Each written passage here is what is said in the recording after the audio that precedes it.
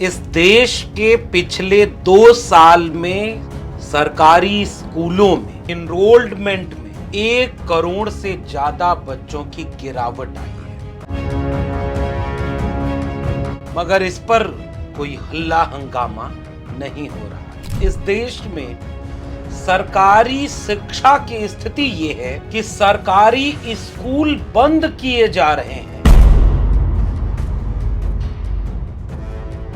और नए नए इबादत घरों को लेकर झगड़े का माहौल है। भगवान विष्णु श्री हरि विष्णु का 10वां अवतार संबल में ही होगा, उसी संबल में होगा।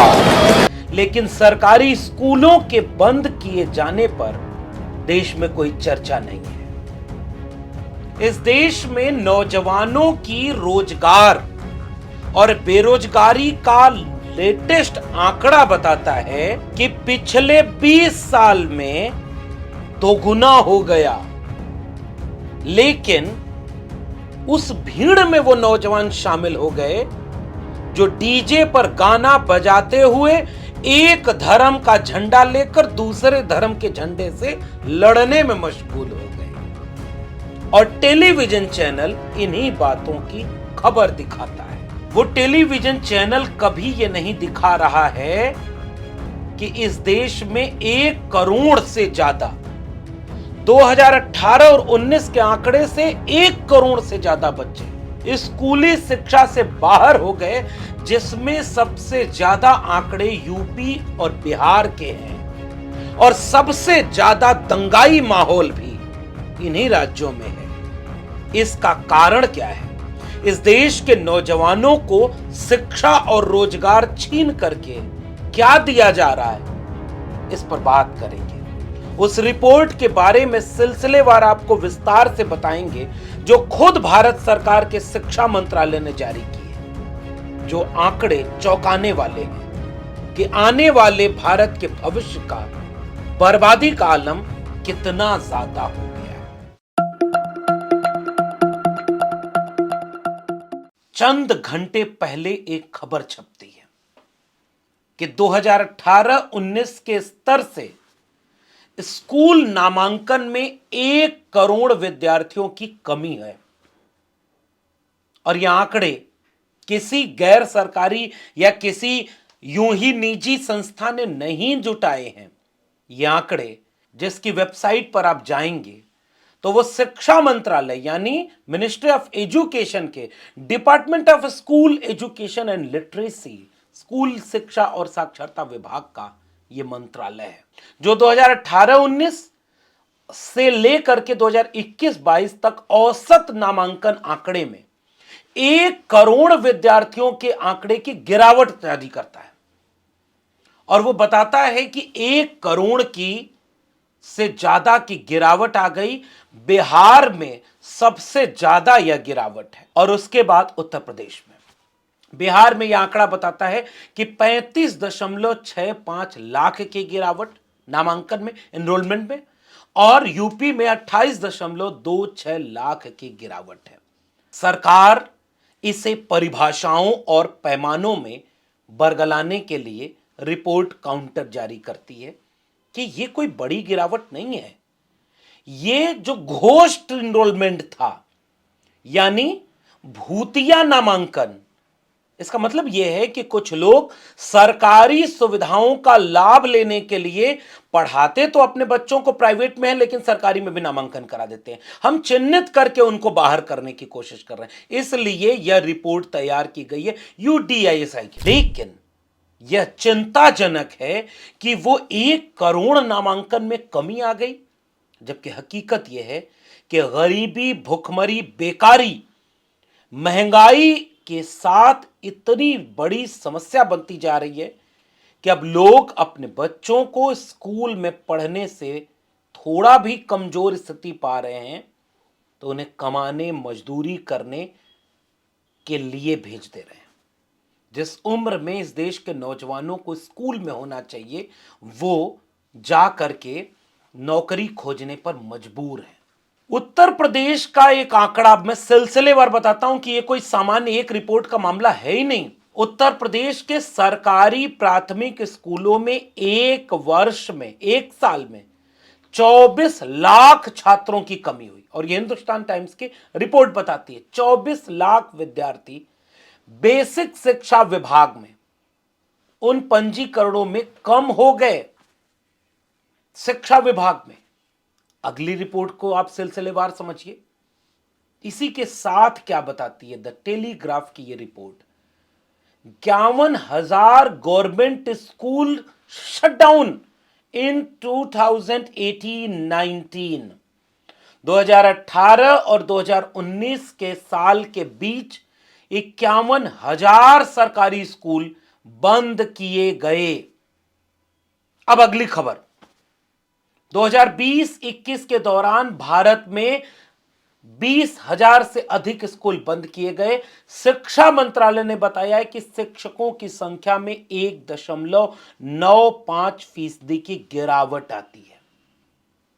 आपको मैं साल 2025 में खड़े होकर 2024, 2023, 2022 की यात्रा पर ले चल रहा हूं और सोचकर बताइए कि इसमें से कितनी बार आपको पता चला कि आपके देश में शिक्षा व्यवस्था की स्थिति क्या है। वैसे तो आप जिसको सुन रहे हैं वो दिल्ली विश्वविद्यालय का 14 साल पढ़ाने के बाद असिस्टेंट प्रोफेसर एडहॉक बेसिस पर, वो आज सिस्टम से बाहर है। इसलिए उसने एक किताब लिखी है, प्रोफेसर की डायरी। 4 भाषाओं में उसका अनुवाद हो चुका है और उस प्रोफेसर की डायरी में एक बहिष्कृत प्रोफेसर ने इस देश को यह बताने और समझाने की कोशिश की कि कैसे इस देश की शिक्षा व्यवस्था बर्बाद की जा रही है। फीस बढ़ रही है, सीटें घट रही हैं, फेलोशिप अनियमित है, महीनों महीनों फेलोशिप नहीं आती है। उन विद्यार्थियों से पूछिए, वो आयोग का चक्कर लगाते हैं और वहां से आता है कि जब पैसा आएगा तो मिलेगा। उस प्रोफेसर की डायरी में सिलसिलेवार बताया गया कि दूसरी तरफ सिलेबस बदला जा रहा है, अपने विचारधारा के लोगों को भरा जा रहा है और सरकारी शिक्षा व्यवस्था को बर्बाद करके उसके प्राइवेट यानी निजीकरण की तरफ उसको ग्रेजुअली बढ़ाया गया। 1 साल पूरा इस बात को समझने और समझाने के लिए दिया, लेकिन इस देश में शिक्षा बचाने का कोई आंदोलन ही नहीं खड़ा हो पा रहा है, क्योंकि सब धर्म बचाने में मगन है और धर्म ज्यादा खतरे में है। यही टीवी बताता है, यही अखबार बताता है, यही आपके उन नेताओं के द्वारा बताया जाता है जिनको आपने सत्ता दी, और उन सब के बच्चे विदेश में पढ़ाई करते हैं। मैं फिर से कह रहा हूं, दंगाइयों के बच्चे विदेश में अच्छे स्कूलों में पढ़ रहे हैं और आपके यहां के सरकारी स्कूलों को बंद किया जा रहा है, बच्चों का नामांकन घट रहा है और दूसरी तरफ बेरोजगारी का आलम क्या है। अखबार की इस हेडलाइन को गौर से समझिए, भारत का मूक युवा संकट, कॉलेज शिक्षित लेकिन खेतीहर मजदूर से भी गरीब, यानी जो ग्रेजुएट हैं, कॉलेज से पढ़े हुए लोग, इंडिया साइलेंट यूथ क्राइसिस, एक मजदूर से भी गई गुजरी स्थिति में इस देश के नौजवान पहुंच गए हैं जो पढ़े लिखे हैं। अखबार की रिपोर्ट कहती है कि नई दिल्ली स्थित centre for monitoring Indian economy के अनुसार मार्च 2024 में भारत की बेरोजगारी दर 7.6% थी। आईएलओ और आईएचडी यानी इंस्टीट्यूट ऑफ ह्यूमन डेवलपमेंट के द्वारा जारी एक आंकड़े में बताया गया कि 2000 में 35.2% बेरोजगार युवा शिक्षित थे और साल 2022 में यह आंकड़ा दोगुना होकर 66% हो गया। यानी एक तरफ तो स्कूल बर्बाद, स्कूल बंद, स्कूल में से ड्रॉप आउट और सरकारी शिक्षा को न्यू एजुकेशन पॉलिसी के तहत ग्रेजुअली ग्रेडेड ऑटोनॉमी के तहत फाइनेंशियल ऑटोनॉमी की तरफ भेजा जा रहा है ताकि स्कूल अपना खर्चा खुद उठाएं। हायर एजुकेशन फंडिंग एजेंसी यानी हेफा बनाया गया है ताकि लोन लेकर के शिक्षा दें और शिक्षा महंगी हो जाए, और सरकारी स्कूल क्लोजर और मर्जर की पॉलिसी के तहत बंद कर दिए जाएं। भूले ना हो तो उत्तर प्रदेश की सरकार का यह नोटिफिकेशन आपको, जिसमें अखबार बता रहा है कि 27,000 सरकारी स्कूल बंद किए जाने का सरकारी फरमान आया। हजारों स्कूल पहले बंद किए जा चुके हैं, इस बार हल्ला ज्यादा हुआ तो ये नोटिफिकेशन वापस लिया गया है। लेकिन पॉलिसी कैसे वापस होगी, जो कोविड की आड़ में जब देश मानवीय संकट से जूझ रहा था, भारत सरकार ने कोरोना की आड़ में जो 3 कानून पास किए बिना चर्चा के, उसमें से नई शिक्षा नीति 2020 है। और प्रोफेसर की डायरी में मैंने यह बात बताई थी कि यह नई शिक्षा नीति 2020 ये देश की शिक्षा व्यवस्था को बर्बाद कर देने का दस्तावेज है।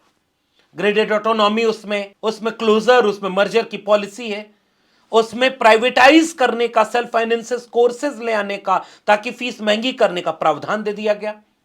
इसलिए नए ऐसे पाठ्यक्रम शामिल किए जाएंगे जो सेल्फ जनरेटेड होंगे, पैसा वो जनरेट करेंगे, इसलिए उनकी फीस कई गुना महंगी होगी। फेलोशिप कम हो रही है, बंद हो रही है, और धीरे धीरे वो सारा शिक्षा व्यवस्था में सब कुछ बर्बादी की तरफ भेजा जा रहा है। उत्तर प्रदेश, मध्य प्रदेश, झारखंड, छत्तीसगढ़, महाराष्ट्र, कोई राज्य ऐसा नहीं है जिसमें हजारों सरकारी स्कूल बंद न किए गए। और देश में बेरोजगारी का आंकड़ा पिछले 2 दशक में शिक्षित बेरोजगारों का आंकड़ा कई गुना बढ़ता जा रहा है। और पूरा युवा मन है वो बर्बाद कर दी गई शिक्षा व्यवस्था के बाद अवसाद में अपराध की तरफ जा रहा है या नशे की तरफ जा रहा है, दंगों की भीड़ के रूप में इस्तेमाल हो रहा है। हिंदुस्तान टाइम्स की रिपोर्ट बताती है कि empowering India's youth population through education finance. आप कल्पना करिए कि चिंता इस देश को अपने नौजवानों को लेकर किस बात के लिए होने चाहिए, और वो किस बात के लिए नहीं हो रही। वो ये कह रहे हैं कि इस देश में बेरोजगारी और शिक्षा अगर दोनों बर्बाद हो गई तो नौजवानों को बर्बाद होने से बचाएंगे कैसे। चंद दिनों पहले CSDS का सर्वे बता रहा है कि केवल 6% युवाओं के पास सरकारी नौकरी है और 51% युवाओं के पास इस देश में कोई रोजगार नहीं है। यानी आधे से ज्यादा नौजवानों की आबादी के पास कोई रोजगार ही नहीं है। शिक्षा उधर से बर्बाद, रोजगार इधर से बर्बाद, तो एक अशिक्षित बेरोजगारों की भीड़ तैयार हुई है, अशिक्षित बेरोजगारों की। हालांकि शिक्षित बेरोजगारों की भी भीड़ इस देश में, अभी मैंने आंकड़े दिखाए कि ठीक ठाक है, लेकिन लगभग 51% नौजवान। पिछली बार दैनिक भास्कर की रिपोर्ट बताती है कि बेरोजगारी दर UPA से NDA में 1% बढ़ गई। और कल्पना करिए कि 2014 में बेरोजगारी दर 5.44% थी और 2023 में बेरोजगारी दर 8.03% है। रेलवे और डिफेंस और इन तरह के पदों में 5 सरकारी विभाग अगर निकाल लिए जाएं तो उन 5 सरकारी विभागों में ही लाखों सरकारी नौकरी अभी भी वैकेंट है और उन पदों पर नियुक्ति सरकार नहीं करा पा रही है। रेलवे और डिफेंस में ही 3.5 लाख लगभग पद खाली हैं। होम अफेयर्स में 1.25 लाख। इनमें वैकेंसी आखिरी बार कब आई बेरोजगारों को, नौजवानों को पता ही नहीं। और पूरी तरह से उसके लिए जो एलिजिबल हैं, जो कैंडिडेट हैं, उनकी उम्र बढ़ती जा रही है और वैकेंसी नहीं आ रही है। उत्तर प्रदेश में शिक्षक भर्ती में लाखों पद खाली हैं और 5 साल हो गए उत्तर प्रदेश में नई शिक्षक भर्ती आई ही नहीं। 27 के चुनाव का इंतजार किया जा रहा है ताकि 25-26 में वैकेंसी आए, फिर उसका एग्जाम कराओ, पेपर लीक हो, पेपर लीक के बाद आंदोलन करें विद्यार्थी, तो पहले विद्यार्थियों को लाठियों से पिटवाओ, उसके बाद कोर्ट मुकदमे की चाल में उसको फंसाओ और तब तक चुनाव बीत जाएगा, फिर से सरकार बनाओ। नौजवानों का क्या है, फिर भूल जाएंगे। कितनी लाठी नौजवानों को बिहार लोक सेवा आयोग में लाठियां खाई नौजवानों ने, क्या मिला उनको। उत्तर प्रदेश में 69,000 शिक्षक भर्ती घोटाले में लाठियां खाते रह गए, क्या मिला उन्हें अभी तक, कुछ भी नहीं।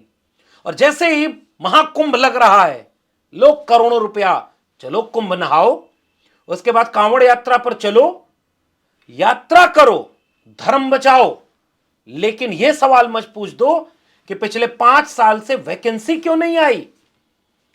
टेट की परीक्षा पास करके बैठे, डिग्री लेकर के बैठे, और डिग्रियां ओरिजिनल लेकर के बैठे हैं, कोई फर्जी डिग्री नहीं लेके बैठे हैं। फर्जी डिग्री देने वाले यूनिवर्सिटीज इस देश में पल फूल रही हैं। फर्जी इनरोलमेंट, फर्जी डिग्री। उत्तर प्रदेश में एक खबर बता रही है कि एक यूनिवर्सिटी में 40 से 50 हजार में डील हुई कि डिग्रियों को बेचा जाएगा। अब फर्जीवाड़ा सामने पकड़ में आ गया। इसलिए कोई एक डिग्री दिल्ली यूनिवर्सिटी की इंटायर पॉलिटिकल साइंस की ही फर्जी है, ऐसा नहीं है। इस देश में कई जगहों पर फर्जी डिग्री देने का कारोबार चल रहा है। इसलिए शिक्षा मंत्रालय की यह रिपोर्ट हमने आपसे साझा की, इस उम्मीद में कि हो सकता है कुछ लोग जगे हों और उनको इस बात को लेकर आश्चर्य हो कि 1 करोड़ से लेकर के ज्यादा बेरोजगार हो गए, एनरोलमेंट से बाहर हो गए। और ये बड़ा समुदाय युवाओं का, देश में 65% आबादी युवाओं की है। इन युवाओं के जहन में धर्म का अफीम, नफरत और दंगे का माहौल भरा गया। कोई लड़का हिंदू मुसलमान बन करके धमकी दे रहा है कि महाकुंभ में बम से चलाएंगे। दंगाई माहौल बनाया जा रहा है। वो चौराहे पर लड़ जाएगा, पटक के मारेगा आपको अगर उसके लिए आपने ये कह दिया कि धर्म खतरे में नहीं है। वो धर्म के लिए कुछ भी कर देगा, आग लगा देगा, तोड़ देगा, फोड़ देगा। अपने रोजगार के लिए कुछ नहीं कर पा रहा है। पुलिस लाठियां पीट रही है, पेपर लीक हो जा रहा है। पिछले 4-5 वर्षों में अब तक के भारतीय इतिहास का सबसे ज्यादा पेपर लीक हुआ। कुछ जागरूक बच्चे आंदोलन किए, लाठी मारी गई, जेल में डाले गए।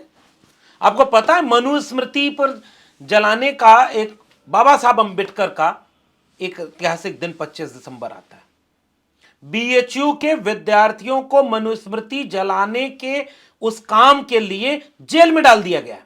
कल्पना करिए कि आज अगर बाबा साहब डॉक्टर भीमराव अंबेडकर होते और 25 दिसंबर 1927 को जैसे उन्होंने मनुस्मृति जलाई, आज अगर उत्तर प्रदेश में होते तो उत्तर प्रदेश सरकार उनके ऊपर मुकदमा करके उनको जेल में डाल देती। जैसे बनारस हिंदू विश्वविद्यालय के विद्यार्थियों को संगीन आरोप लगा करके गंभीर धाराओं में कई दिन हो गया जेल में डाल दिया गया। और उसी बीएचयू में गैंग रेप के आरोपी अब जमानत पर रिहा हैं, क्योंकि वो भारतीय जनता पार्टी के आईटी सेल के व्यक्ति हैं। न कोई पैर में गोली मारा, न कोई बुलडोजर चला, न कोई मुकदमा, न कोई चीज। आज वो बरी हैं और वो बच्चे जेल में बंद हैं। अब ये नया नौजवानों का देश बन रहा है। नशे की लत में सबसे ज्यादा इस देश के नौजवान जा रहे हैं। गांव गांव में घूमता हूं, मैं जाकर उन जगहों पर देखा हूं, भयानक नशे की लत में इस देश का नौजवान बर्बाद हो रहा है, अपराध में जा रहा है। नए तरह के साइबर क्राइम डेवलप हो रहे हैं, साइबर फ्रॉड डेवलप हो रहे हैं।